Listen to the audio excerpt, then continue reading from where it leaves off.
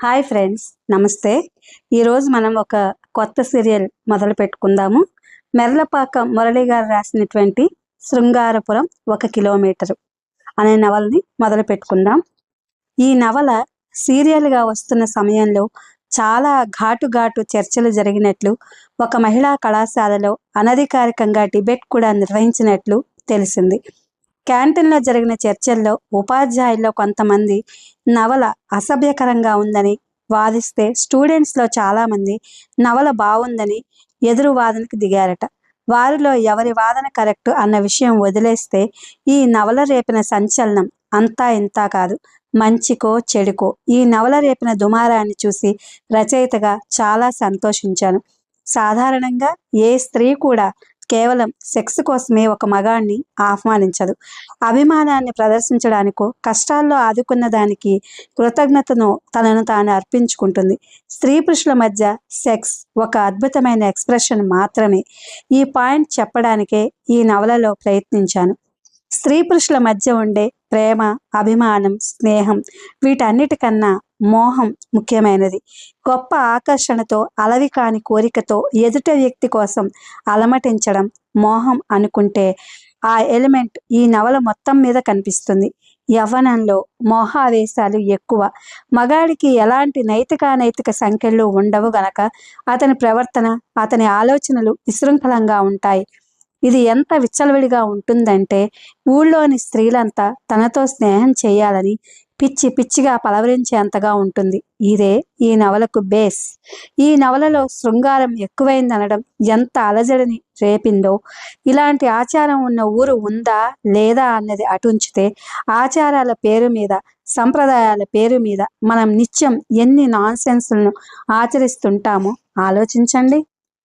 రాహుకాలం చూసుకుని బయలుదేరడం, వర్జం పోయే వరకు ఆగడం, తులసి చెట్టు చుట్టూ చక్కర్లు కొట్టడం, ఇలాంటివన్నీ ఈ లిస్టులోకే వస్తాయి. అయితే ఈ నవలలో సెక్స్ మిళితమై ఉండటంతో అటెన్షన్ ఎక్కువగా డ్రా చేయగలిగింది. ఇలాంటి ఆచారాలు లేవని, ఇంత మూర్ఖంగా ఎవరూ ప్రవర్తించరని అనుకుంటూ మన అజ్ఞానాన్ని అసంతృప్తి కింద దాచేయాలని ప్రయత్నిస్తుంటాం.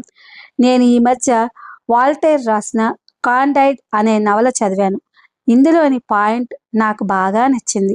ప్రపంచంలోని కొందరు పనిచేయని వాళ్ళు ఉంటారు. వాళ్ళ వల్లే ప్రపంచంలో చెడు జరిగే అవకాశమే ఉండదు అన్నది రచయిత ఆ నవల్లో చెప్పింది. బాబాలు, జమీందార్లు, రాజులు ఈ కోవ కిందకు వస్తారు. వీళ్ళు పని చేయరు. పని లేదు కాబట్టి ఏవో మతలబులు చేస్తుంటారు. ఈ నవల్లోని హీరో తాతలు, తండ్రులు, జమీందార్లు వాళ్ళు ఓ దుష్ట సాంప్రదాయాన్ని నెలకొల్పారు. పేదరికం వల్ల పని చేయకుండానే పైకి వచ్చేయాలన్న ఆశ వల్ల గ్రామంలోని ప్రజలంతా కొన్ని తరాలుగా తూచా తప్పకుండా ఆ ఆచారాన్ని కొనసాగిస్తుంటారు. ఎవరు ఎదురు ప్రశ్నించరు, తిరగబడరు. చాలామంది యవ్వనంలోనూ అంతే. అబ్బాయిలు కానివ్వండి, అమ్మాయిలు కానివ్వండి, తల్లిదండ్రులకు కార్బన్ కాపీల్లా ఉంటారు. తల్లిదండ్రులను ఎదిరించడం దగ్గర నుంచి సంఘం నీతి నియమాలను ధిక్కరించడం వరకు అవకాశం వచ్చినప్పుడల్లా కొత్త మార్గాలను తొక్కాలి. ఈ నవలలో చాలామంది హీరోయిన్లు ఆ పనే చేస్తారు. మన కష్ట నష్టాలు, సుఖ సంతోషాలు మనవి. ఇందులో ఎవరికి ఏ హక్కు ఉండదు. దేవుళ్లకో దయ్యాలకో లొంగిపోయి, సంఘానికి భయపడిపోయి, మూఢనమ్మకాల చట్రంలో బిగుసుకుపోకుండా ఏది మంచిదని మీకు అనిపిస్తే అది చేయండి. స్త్రీ పురుషుల సంబంధాల విషయంలోనూ ఇదే సూత్రం వర్తిస్తుంది. అయితే ఈ తిరగబడడం, ధిక్కరించడం ఇవన్నీ కూడా మీ వ్యక్తిత్వ వికాసానికి తోడ్పడాలన్నది ఎప్పటికీ మర్చిపోకండి.